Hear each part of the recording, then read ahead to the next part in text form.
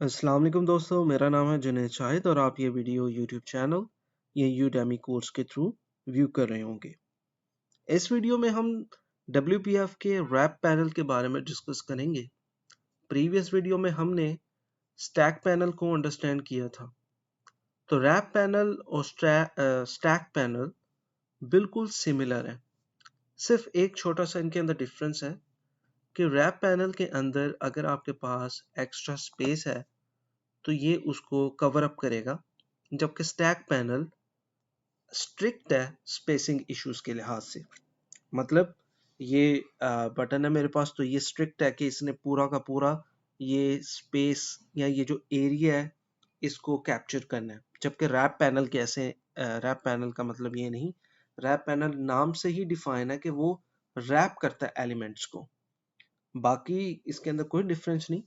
इसके अंदर भी हमारे पास ओरिएंटेशन होती है वर्टिकल और हॉरिजॉन्टल, लेकिन स्टैक पैनल तमाम एलिमेंट्स को स्टैक करता है और रैप पैनल तमाम एलिमेंट को रैप करने की कोशिश करता है। जब भी आप किसी चीज को रैप करते हैं तो उसके अंदर जो एलिमेंट या जो चीज ज्यादा वॉल्यूम रखती है वो ज्यादा जगह ले लेती है, और जो चीज वॉल्यूम कम रखती है वो एडजस्ट हो जाती है स्पेस अवेलेबिलिटी के लिहाज से।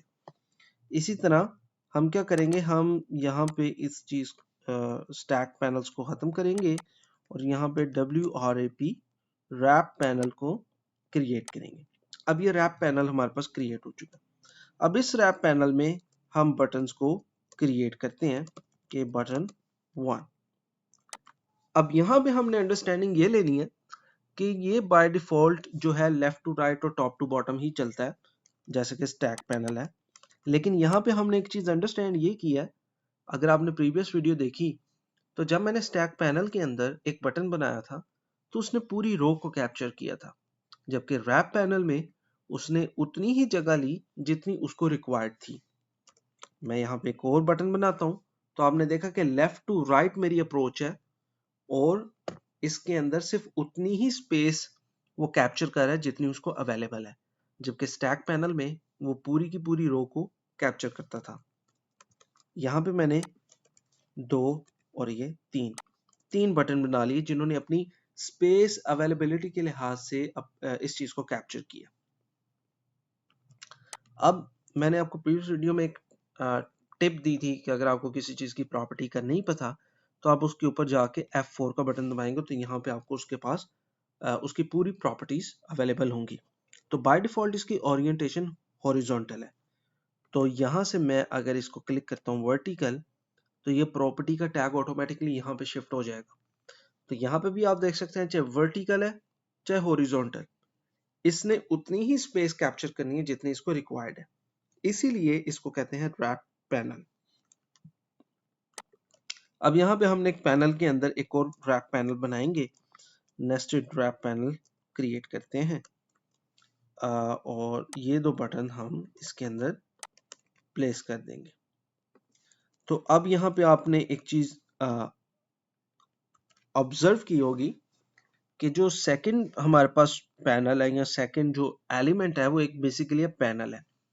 तो जितना सेकंड पैनल हमने एक्सपैंड किया, फर्स्ट पैनल या फर्स्ट जो एट्रीब्यूट था वो उसके साथ एक्सपैंड हो गया। अब इसी तरह हम एक और पैनल बनाते हैं इसी के नीचे थर्ड रो में, और इसमें हम 3 बटन यहाँ पे रखेंगे। तो अब आप देखें कि उसने ऑटोमेटिकली उसकी एडजस्टमेंट किस तरह की। इसी तरह हम एक और पैनल बनाएंगे ताकि हम इसकी यूआई को बेटर अंडरस्टैंड कर सकें। तो इस तरह से आप ये देख सकते हैं कि ये किस तरह से ऑटो एडजस्टेबल है रैपिंग के लिहाज से।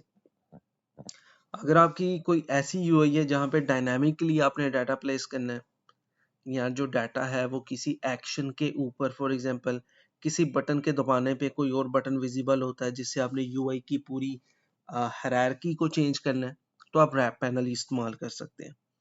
या कोई ऐसी चीज़ है कि जैसे फॉर एग्जांपल सम टाइम ये होता है कि आपके पास यूआई में स्पेसिंग इशू है और आपने कहीं पे इमेज को व्यू करवाना है, लेकिन अगर आपने इमेज को व्यू करवाना है तो आपको कुछ एलिमेंट्स को हाइड करना पड़ेगा।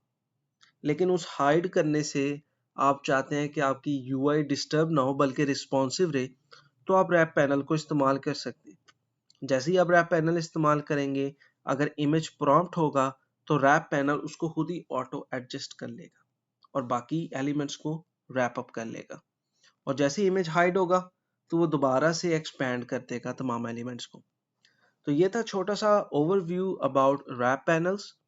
और रैप एक बार फिर मैं रिवाइंड करता चलूं कि रैप पैनल और स्टैक पैनल के अंदर सिर्फ ये डिफरेंस है कि रैप पैनल चीज़ों को रैप अप करता है और एक्स्ट्रा स्पेस को यूटिलाइज नहीं करता, बल्कि जितनी स्पेस रिक्वायर्ड है उतनी ही कैप्चर करता है, जबकि स्टैक स्ट्रिक्ट है स्पेसिंग इश्यूज के लिहाज से।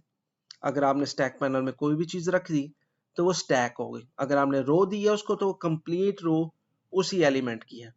और रैप के अंदर आपने एक रो दी है तो वो रो पूरी कैप्चर नहीं करेगा, जितनी रिक्वायर्ड स्पेसिंग है उतनी ही वो स्पेस कैप्चर करेगा। फिर मिलेंगे अगली वीडियो में। अल्लाह हाफिज।